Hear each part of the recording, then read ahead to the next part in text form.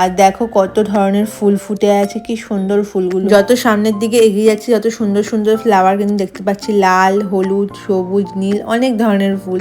আর এত ধরনের ফুল দেখে আমার মনটা খুব ভালো লাগছিল। দেখো কি সুন্দর ফুলগুলোর কালারগুলো, চন্দ্রমল্লিকা টাইপের ফুল হয়ে রয়েছে এখানে প্রচুর। এখানে সিজনে কিন্তু টিউলিপ ফোটে, তো এখন টিউলিপ নেই। আমাদের নেক্সট গন্তব্যস্থল হচ্ছে পরি মহল, ওখানেই যাব। এটা হচ্ছে চশমের শাড়ি থেকে খুব কাছে। আর এই মহলটা ছিল খুবই সুন্দর, খুবই ইউনিক এবং আমার তো খুব সুন্দর লেগেছে। তো চলো এবার একটু লাঞ্চ করে নিই। লাঞ্চে ছিল হচ্ছে যে কাশ্মীরি একটা ডিশ খাবো আমরা, এটা হচ্ছে ওয়াজওয়ান। তো বাবা খাচ্ছে বিরিয়ানি, সেটা কাশ্মীরি বিরিয়ানিটা অন্যরকম হয়, দেখো এরকম কালারিং হয় দেখতে, যেটা টেস্ট না খুবই বেকার লেগেছিলো। তো আমরা ওয়াজওয়ান খাওয়ার জন্য রেডি হয়ে গেছি, দেখো কাশ্মীরি আন্দাজে বসে পড়েছি।